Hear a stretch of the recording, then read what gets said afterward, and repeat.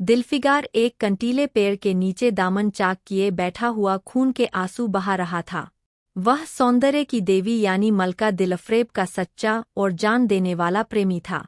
उन प्रेमियों में नहीं जो इत्रफुलेल में बसकर और शानदार कपड़ों से सजकर आशिक के वेश में माशूकियत का दम भरते हैं, बल्कि उन सीधे सादे भोले भाले फिदाइयों में जो जंगल और पहाड़ों से सर टकराते हैं और फरियाद मचाते फिरते हैं।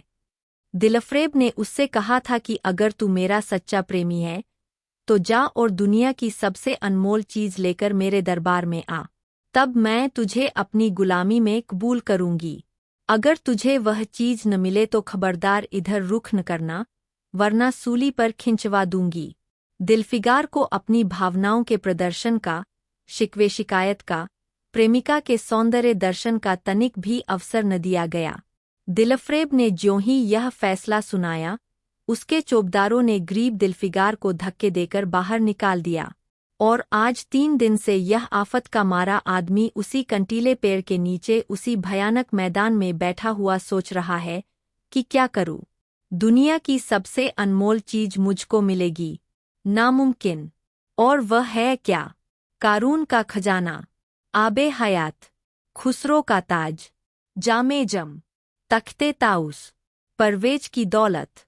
नहीं, यह चीजें हरगिज नहीं। दुनिया में जरूर इनसे भी महंगी, इनसे भी अनमोल चीजें मौजूद है, मगर वह क्या है? कहाँ है?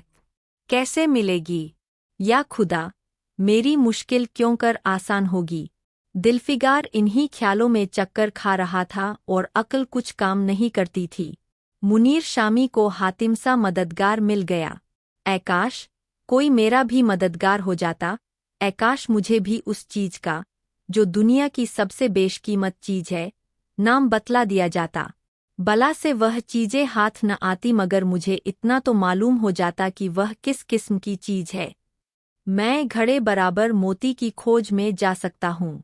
मैं समुंदर का गीत, पत्थर का दिल, मौत की आवाज और इनसे भी ज्यादा बेनिशान चीजों की तलाश में कमर कस सकता हूँ, मगर दुनिया की सबसे अनमोल चीज, यह मेरी कल्पना की उड़ान से बहुत ऊपर है। आसमान पर तारे निकल आए थे। दिलफिगार यकायक खुदा का नाम लेकर उठा और एक तरफ को चल खड़ा हुआ। भूखा प्यासा, नंगे बदन, थकन से चूर, वह बरसों वीरानों और आबादियों की खाक छानता फिरा। तलवे कांटों से छलनी हो गए, शरीर में हड्डियां ही हड्डियां दिखाई देने लगी, मगर वह चीज जो दुनिया की सबसे बेशकीमती चीज थी, न मिली और न उसका कुछ निशान मिला। एक रोज वह भूलता भटकता एक मैदान में जा निकला जहां हजारों आदमी गोल बांधे खड़े थे। बीच में कई अमामे और चोगे वाले दलियल काजी अफसरी शान से बैठे हुए आपस में कुछ सलाह मशविरा कर रहे थे, और इस जमात से जरा दूर पर एक सूली खड़ी थी। दिलफिगार कुछ तो कमजोरी की वजह से और कुछ यहाँ की कैफियत देखने के इरादे से ठिठक गया। क्या देखता है कि कई लोग नंगी तलवारें लिए एक कैदी को, जिसके हाथ पैर में जंजीरें थीं, पकड़े चले आ रहे हैं। सूली के पास पहुंचकर सब सिपाही रुक गए और कैदी की हथकड़ियां बेलियां सब उतार ली गईं। इस अभागे आदमी का दामन सैकड़ों बेगुनाहों के खून के छींटों से रंगीन था, और उसका दिल नेकी के ख्याल और रेहम की आवाज से जरा भी परिचित न था। उसे काला चोर कहते थे। सिपाहियों ने उसे सूली के तख्ते पर खड़ा कर दिया, मौत की फांसी उसकी गर्दन में डाल दी और जल्लादों ने तख्ता खींचने का इरादा किया कि वह अभागा मुजरिम चीख कर बोला, खुदा के वास्ते मुझे एक पल के लिए फांसी से उतार दो ताकि अपने दिल की आखिरी आरजू निकाल लूं। यह सुनते ही चारों तरफ सन्नाटा छा गया। लोग अचंभे में आकर ताकने लगे। काजियों ने एक मरने वाले आदमी की अंतिम याचना को रद्द करना उचित न समझा और बदनसीब पापी काला चोर जरा देर के लिए फांसी से उतार लिया गया। इसी भीड़ में एक खूबसूरत भोला भाला लड़का एक छड़ी पर सवार होकर अपने पैरों पर उछल-उछल फर्जी घोड़ा दौड़ा रहा था और अपनी सादगी की दुनिया में ऐसा मगन था कि जैसे वह इस वक्त सचमुच अरबी घोड़े का शहसवार है। उसका चेहरा उस सच्ची खुशी से कमल की तरह खिला हुआ था जो चंद दिनों के लिए बचपन ही में हासिल होती है और जिसकी याद हमको मरते दम तक नहीं भूलती। उसका दिल अभी तक पाप की गर्द और धूल से अछूता था और मासूमियत उसे अपनी गोद में खिला रही थी। बदनसीब काला चोर फांसी से उतरा। हजारों आंखें उस पर गड़ी हुई थीं।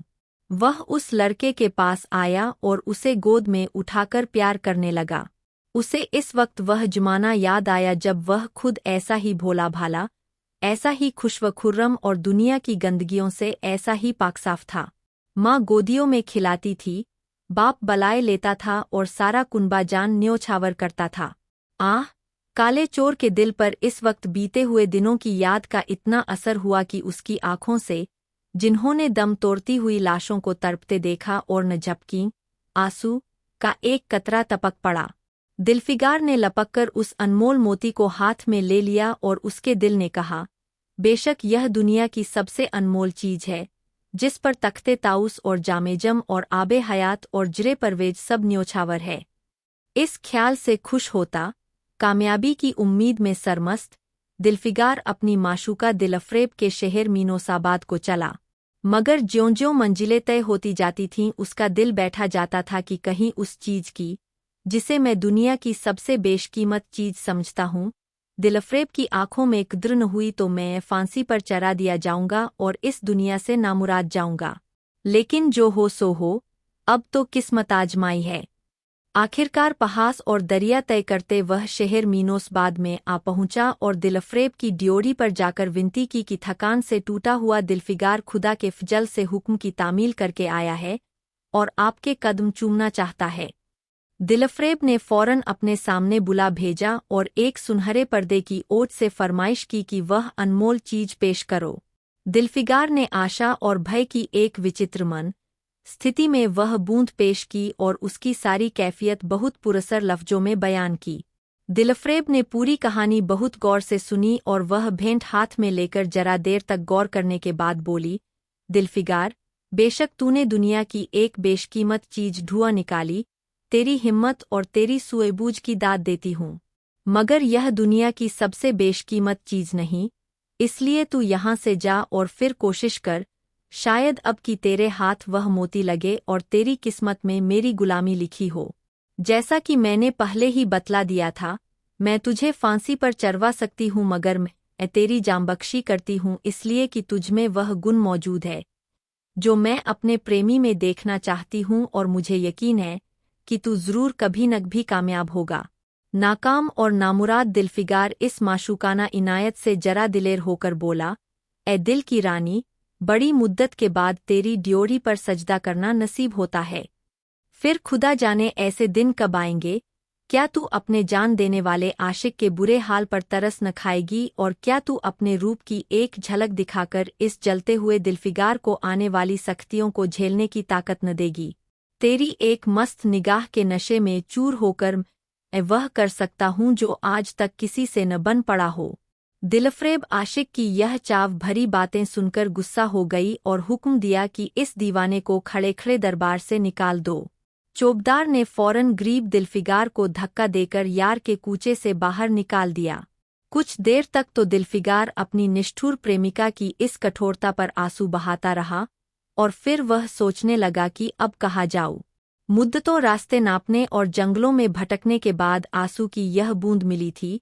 अब ऐसी कौन सी चीज है जिसकी कीमत इस आबदार मोती से ज्यादा हो। हज़रते खिज़र, तुमने सिकंदर को आबे हयात के कुएं का रास्ता दिखाया था, क्या मेरी बाह न पकड़ोगे? सिकंदर सारी दुनिया का मालिक था, मैं तो एक बेघरबार मुसाफिर हूँ। तुमने कितनी ही डूबती किश्तियाँ किनारे लगाई है, मुझ गरीब का बेड़ा भी पार करो। ए आली मुकाम जिब्रील, कुछ तुम ही इस नीमजान दुखी आशिक पर तरस खाओ।